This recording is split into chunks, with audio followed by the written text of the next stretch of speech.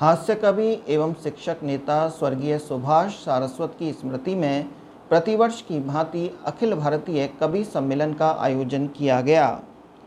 वरिष्ठ हास्य व्यंग्यकार दादा देवेंद्र दीक्षित शूल को हास्य कवि सुभाष सारस्वत सम्मान 2023 से सम्मानित किया गया। कवि सम्मेलन के मुख्य अतिथि जनसेवक यश अग्रवाल रहे, तो वहीं विशिष्ट अतिथि एग्रीकल्चर अधिकारी दयाशंकर शर्मा एवं प्रोफेसर डॉक्टर अंजू पाठक आरडी गर्ल्स कॉलेज भरतपुर रहीं। कवि सम्मेलन की अध्यक्षता पार्षद सुंदर सिंह के द्वारा की गई। कवि सम्मेलन में देवेंद्र नटखट झांसी, देवेंद्र दीक्षित शूल सिकंदरा, चेतना शर्मा आगरा, राजकुमार भरत एटा, दीपक दिव्यांशु आगरा, देश दीपक फतेहाबाद, बाल कवि ख्यात सारस्वत आदि द्वारा काव्य पाठ किया गया। संचालन कवि सम्मेलन संयोजक हास्य कवि जय सारस्वत जय के द्वारा किया गया। कि रखो पिता का मानीस सा इनका साया है, थाम के उंगली कदम संभाले गोद है स्वर्ग समान। थाम के उंगली कदम संभाले गोद है स्वर्ग समान। बिन सोचे हर जिद करे पूरी केवल ये इंसान। हमारी आह पे निकले जान, हमारी आह पे निकले जान। करे सब कुछ अपना कुर्बान, जिगर ये बाप ने पाया है। रखो पिता का मानीस सा इनका साया है। रखो पिता का मानीस सा इनका साया है।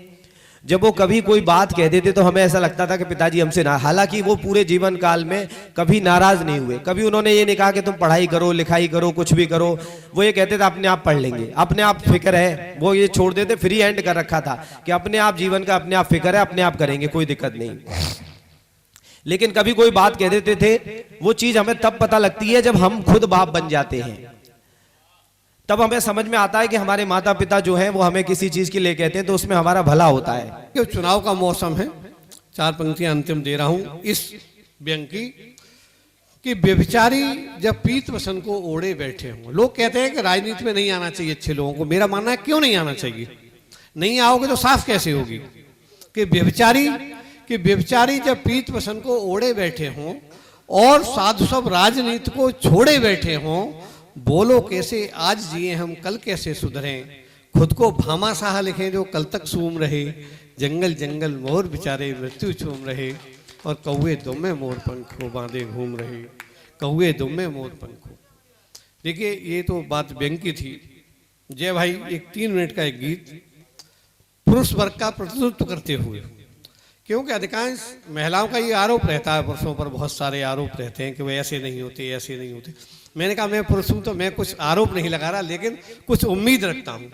जैसे किसी भी व्यक्ति की शादी होती है, भाई और बहन दोनों सामने बैठे हैं दोनों लोग, मैं दोनों से एक संबोधन में कह रहा हूं कि हर लड़का चाहता है कि उसे लड़की सीता जैसी मिलनी चाहिए, और हर लड़की चाहती है कि पति हो तो राम जैसा होना चाहिए। लेकिन सीता तब मिलेगी जब आपका चरित्र राम जैसा होगा, और राम आपको तब मिलेगा जब आपका चरित्र सीता जैसा होगा।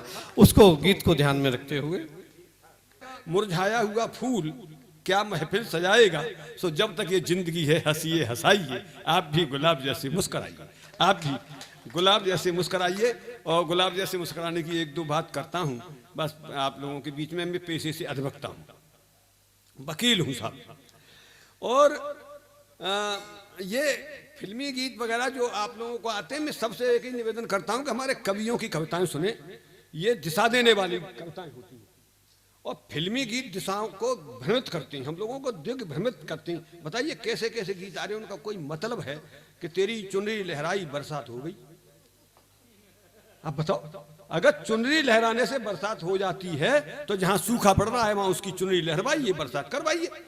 और ज्यादा वर्षा हो रही हो तो वहां उसकी बंद करवा दीजिए, प्रतिबंध लगा दीजिए, बंद हो जाएगी। ये भी कोई कविता है बताइए कि तेरी पतली कमर में है जादू, तेरी पतली कमर में है जादू। अगर पतली कमर में जादू होता है तो चींटा और झिंगुर में तो महाजादू होता होगा। और अपनी भी ठीक ठाक है।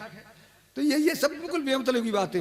अच्छा और सुनिए, एक वो तो ये हमारे देश की महिलाएं लड़कियां बहुत समझदार हैं, अन्यथा आसमान में न चांद होता न तारे